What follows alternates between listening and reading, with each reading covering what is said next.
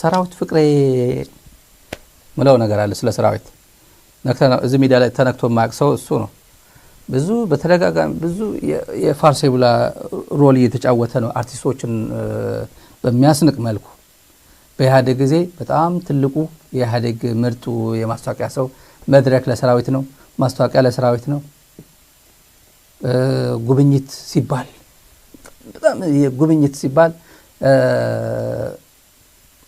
ነሰራዊት እኔ ደደቢት ሄጃላቅም ደደቢት ተማሪዎች ሆነን ጠይቀን ነበር ብዙ ጊዜ ያው ተማሪ ሆነው የሌላ ብሔረሰብ እናንተ የትሄድባቸው አይነት ማለት እኔ ደደቢት አላቆመኝ በኔ ድሮ ደስ ይለን ነበር አሁን ግን ሁሉም ደደቢት ሆነ ትግራይ ይሄ ሰራዊት ፍቅሬ እና አንደኛውም ተዋናይ ነው አይደል የቲፒኤልኤፍ እንትን እንደዚህ ብሎ ደደቢት ሄዶ ሲጎበኝ ነው ካኪ ምናምን አስለብሳት ቲፒኤልኤፍ እንደዚህ የገጠርን ገበሬ ይልኝ እስቲ የትግራይ ገበሬ እኮ በልቷል እየተባለ ጠጥቷል እየተባለ ለምቷል እየተባለ እኮ ያለው እናንተ አርቲስቶች ናችሁና እስቲ መስክሩልኝና ብላ ትንከራተት ነበር እነዚህን ይያዘች አሁን ብልጽግና አካባቢ ያለ ጠቅላላ እነዚህን ይዛ ትንከራተት ነበር አሁን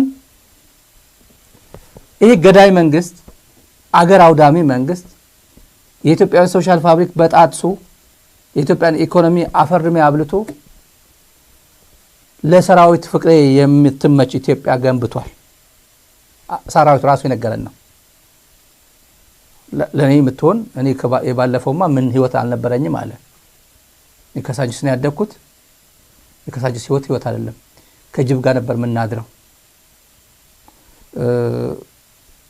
አርቲስት ይባል እሱ ቢመቸው ሌላው ህዝብ ስላልተመቸው ለሱ ነው የሚኖረው on behalf of the majority ነው የሚጮኸው እንደዛ ነው የሚጮኸው እኔ ረቦኝ ከፍቶኝ ምናምን አያውቅም እዚህ በየቀኑ ሰነል ጉዳይ አለ አጀንዳ አለ ፐርፐዝ ነው በፐርፐዝ ነው እዚህ የምንመጣ በየጊዜው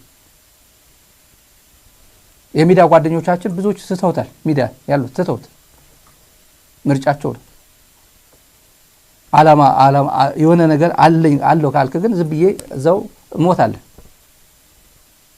ሁሉም በየለየንትኑ ነው የሚኖረው ብዬ ነው ይሄ ሰውዬ ተመችቶታል ነው ማለት ተመችቶታል ለልጆቹ ግን አይሆንም ኢትዮጵያ ለልጆቹ አትሆንም ነግራችኋለሁ ለልጆቹ እንደማትሆን መጀመሪያ የሰራዊት ፍቅሬን እናጀምር ወይ አብይን መጀመሪያና አብይና እሱ ነው ምናነጻጽረው አብይና ሰራዊት ፍቅሬን ነው ምናነጻጽረው ሰራዊት ፍቅሬ የነዚህ ሆዳደር አርቲስቶችን ነው የሚወክለው ሆዳደሮቹ ሰው እንደ ግለሰብ አይደለም እና ይሄ ሚዲያ ላይ እነዚህ እነሱ ስማቸው በኢትዮጵያውያን ስም የተገነባ ኢሜጅ ነው ይሄ ቀላል ኢሜጅ አይደለም ኢሜጅ ብዙ አመት ይፈልጋል ለመገንባት አንድ ቀን ነው የምታፈርሰው በአንድ ቀን ታፈርሰዋል እነዚህ ሰዎች ስም ብልጽግና እየተጠቀመባቸው ያለው የሚጠቀምባቸው ደግሞ እገሌኩ ስም አለው በህብረተሰብ እንደዚህ አይነት ታሪክ እንትን አለው ሌጋሲ ያለው ወይ የሆነ ሚዲያ ላይ ይታወቃል እና ይሄን ለብልጽግና ፕሮፓጋንዳ ልጠቀምበት ይያለ ነው ሚዲያ ላይ የሚጋብዛቸው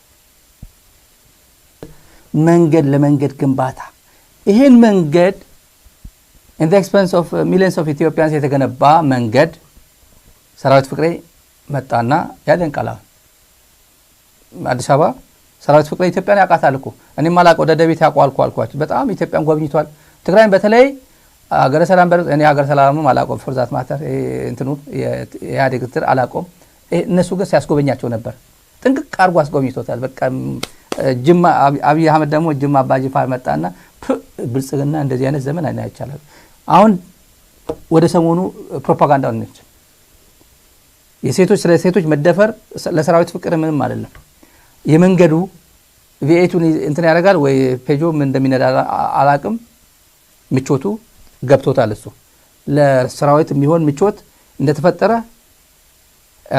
ገብቶታል ግን ስለ ሴቶች መደፈር ስለ ሞት ስለ ኢትዮጵያውያን መገዳደል ግን የሚያውቀው ነገር የለም ሰራዊት ፍቅሬና ላሰማችሁ ጉድ 12 ተኩል አንድ ሰዓት ትንሽ ጨለምለም ካለ ጅብ ሲራገጥበት የነበረ ሰፈር ነበር እንዴ ያለፈን ለዚህ ይሆን ነበር መንገባው እኔ ካዛንቺስ ነው ተወልጄ ያደኩትና ጓደኞቼ እንደ ሳርሽ የተገባ ሰፈር ሲለኝ ጎሮ ስላቸው ጎሮ አዲስ አበባ ነው አዎ አዲስ አበባ ነው የቱ ጋር ነው ብዙም እንትን አይል ነበር ከዛ 3 ሰዓት ቀጠሮ ሲኖረኝ ደቦሌ አካባቢ 1 ሰዓት ነው መነሳት ያለብኝ። 1 ሰዓት ከ5 ከሆነ መንገዱ ፓክድ ነው የሚሆነው። በጣም ምንም እንትን የለውም።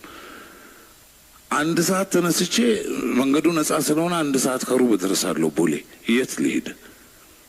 ቢሮ በዛ ሰዓት ዝግ ነው። ከዛ ሲቀጥል የካፌዎቻችን ገና ጽዳት ላይ ናቸው። በዛ ሰዓት አይከፍቱም። ለምን እንደሆነ አይታወቅም። ያው ለነፍሴም ይሆናል ብዬ መድኃኒዓለም ከፍቼ ቁጭ እላለሁ። ከዛ በኋላ ነበር የምሄደው። አሁን ግን እኔ ለ3 ሰዓት ቀጠሮ 2 ሰዓት 10 ጉዳይ ነው የምወጣው። መንገዳችን በጣም ጥሩ ሆኗል። በጣም ዘናጭ ሆኗል። እሱ በትክክል የማያውን ነገር እሱን ነው የምናገረው። የተጠቀምኩትን ነገር ነው የማወራውና ቪአይፒ መንገድ ነው። በጣም ደስ ይላል። እኔ ደግሞ እንዳጋጣሚ መንገድ ዳር ነው ያለሁት። 7 ሰዓት ከቀኑም ከሌሊቱ 7 ሰዓትም አንድ አይነት ሆኖብኛል።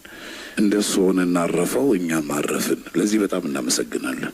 በእውነት እግዚአብሔር ይስጥልን። በጣም አስደሳች፣ በጣም የሚገርም ነው። ይሄ ሁሉ ስራ እንደሚሰራ እንደተሰራ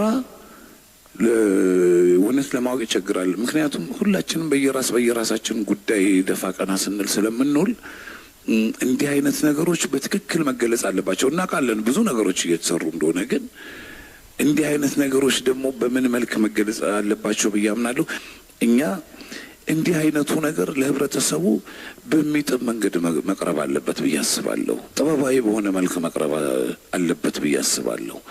እና እንደሱ ካልሆነ የተሰሩትን ስራዎች ካላደነቀን ሁልጊዜ ችግሮቻችንን ምናምን ብቻ ነው ልናወራ የምንችለው። ጥበባዊ በሆነ እነዚህ ለዛ ነው የሚጠቀምባቸው። ሰራዊት ፍቅሬ የደርግ ወታደር ነው። ለዛ አይደል? የደርግ ወታደር ነው።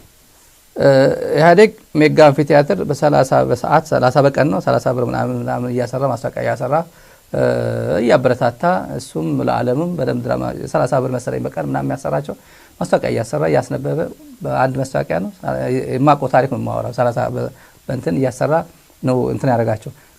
ከደርግ ወታደርነት እዚያ ድረስ አድርሶታል። የኢህአዴግ ስርዓት ነው። ግን ደርግ የነበረ መጥቶ ግን እንደዚህ ለብሷል። መጥቶ ደግሞ ህወሓት ነኝ ብሎ የህወሓት ታጋዮች ሆኖ 40ኛ ዓመት ላይ ህወሓት እንደዚህ ተገኝቷል። እኔ ደርግ አልነበርኩም አይመጥነኝም ምናምን ነኝ አላለም። እንደዚህ አላለም። እና 1 ሰዓት ጨለምለም ካለ ጅብ ይመጣብን ነበር የሚለው ጎሮ ምናምን የሚለው ድሮ ይሄ የገባበት ቤቱ ነው። አሁን አዲስ ቤት አይደለም። ሰራዊት ፍቅሬ እቺ ለኢትዮጵያ በጣም የምትመች ነች። ይሄ ብቻ አይደለም። ይሄ መንግስት እየገነባ ያለ በጣም ብዙ እየገነባ ነው። ፕሮፓጋንዳ ተመልከት። እንደዚህ የሚያደንቃት ኢትዮጵያ ለምን ልጆቹ ኢትዮጵያ ምድር ላይ እንዲኖሩ ለምን አያረግም? የሰራዊት ልጆች የት ነው የሚኖሩት? አሜሪካን ነው የሚኖሩት። አንዱ ኖርዝ ካሮላይና አይደል እንደሚሆን ኖርዝ ካሮላይና እኮ ነው አንደኛው ያለው። አንደኛው እዚህ አካባቢ ሆኖ ያመጣው እኮ ዩኒቨርሲቲ ነው ያስገባቸዋል። ሰራዊት ፍቅሬ ኢትዮጵያ የምታደንቃት ኢትዮጵያ እንደዚህ ሰላማዊ የልማት ሀገር ልጆች ዘና ብለው ሴፍቲ ተሰምቷቸው የሚኖርባት ኢትዮጵያ ከሆነች አንተ ኢትዮጵያ ምድር ላይ እንጀራ ኢትዮጵያ ስለሆነ ነው አሜሪካ መጥተህ የምታስተዋውቀው ማስታወቂያ የለም። አንተ አሜሪካ ብትመጣ ሌላ ህይወት ብር ይኖርሃል። ብር ወይ ትበላል ወይ 7-11 ላይ ወይ ታክሲ ላይ ምናምን ትገባል። ማንም ሰው ዘው ብሎ እንደሚገባበት እንጀራ ኢትዮጵያ ስለሆነ ልጆች ቤተሰቦች አሜሪካ ትልካለህ፣ ታስተምራለህ፣ ታሳድጋለህ። አንተ ኢትዮጵያ ምድር ላይ እንደዚህ አይነት የፋርስ የቦላ ሮል ትጫወታለህ። የምትወዳት ኢትዮጵያ የምታደንቃት ኢትዮጵያ ብልጽግና እውነት የብልጽግና መንግስት ቆና ኢትዮጵያ እየቀየረ ያለ መንግስት ቢሆን ኖሮ ልጆችን እንደዚህ አታደርግም። ይሄ ኑሮ በነገራችን ላይ እንደዚህ አይነት ኑሮ ይሄ ኑሮ ከሆነ በጣም ይሄ እንጀራ ከሆነ በጣም ለምን እንደማይማሩ ከነ ሳምሶን ለምን አይማሩ? ከሌሎቹ ለምን አይማሩ? ስብዕና ለምንድን ነው የማይኖራቸው እነዚህ ሰዎች? የሚቀጥለው መንግስት እኮ ይመጣል እኮ። ሰራዊት ፍቅሬ ደግሞ ተገልብጦ ሌላ ሰው ይሆናል። ይሄ የአንድ ሰው ብቻ አይደለም ተመልካቾች። ይሄ ቀላል የማይባል የአንድ ሰው አንድ ነገር ይሄ መንግስት ነው ብሎ የሚያስብ ካለ ውሸት ነው። ይሄ መንግስት ወደ ሰላም የመምጣት እድል የነበረው መቼ የፕሪቶሪያ ሰላም ስምምነት እንደፈረመ ወደ ሰላም የመምጣት እድል አለው የሚል ብዙ ሰው ነበር። እርግጠኛ ነኝ ይመጣል። እነዚህ ትልቁ የአፍሪካም የዓለም ደም አፋሳሽ ጦርነት ማስቆም የቻለ አመራር ካለ ወደ ሰላም ይመጣሉ የሚል ኃይል ነበር። ይሄን የፕሪቶሪያ ሰላም ስምምነት አልፈጽምም ብሎ ትልቅ አግኝቶት የነበረው ኢትዮጵያውያን አግኝቶት የነበረው እድል እጁ ላይ የነበረው ያመከነ ብልጽግና ከጦርነት በፍጹም ማውጣት እንደማይችል ማሳያ እሱ ነው። በፍጹም አሁንም ወደ ከፋ ጦርነት ወደ ከፋ ሁኔታ እያስገባ ያለው ብልጽግና መሆኑ ኢትዮጵያውያን ያውቃሉ። አሁን ቀጥሎበታል። ይሄ ምንም ጥንቅቅ ሰራዊት ፍቅር ያድ ነው። የአንዱ ፕሮፓጋንዳ ያድ ነው። አንዱ ቴሌቪዥን ጣቢያ አንዱ ዩቲዩበር ያድ ነው። ሰራዊት we know you ነው። ኢትዮጵያውያንም ያውቁሃል ነው። ሰራዊት ፍቅር ብቻ ነው ያለው አገር ቤት ምናልባት ከባለቤት ጋር ሊሆን ይችላል። የለም ልጆችን ውጭ አስቀምጠ እቻ ሀገር አትሆናችሁም እቻ ሀገር ለእናንተ አትመጥንም ብለ በኢትዮጵያውያን ስም ያካበትከው ሀብት ተጠቅመ ውጭ ያስተማርክ ነው። የኢትዮጵያውያን ስቃይ ግን እንድታራዝም ለፕሮፓጋንዳ እየተጠቀመብህ ነው ብልጽግና። ውሸት ነው በላይ ውሸት አይደለም። እና የአንድ ነገር ሊያቆም የሚገባ ኦህዴድ ብልጽግና በፍጹም ለሰላም ዝግጁ አይደለም። በኦህዴድ ብልጽግና የሚመጣ ሰላም የለም።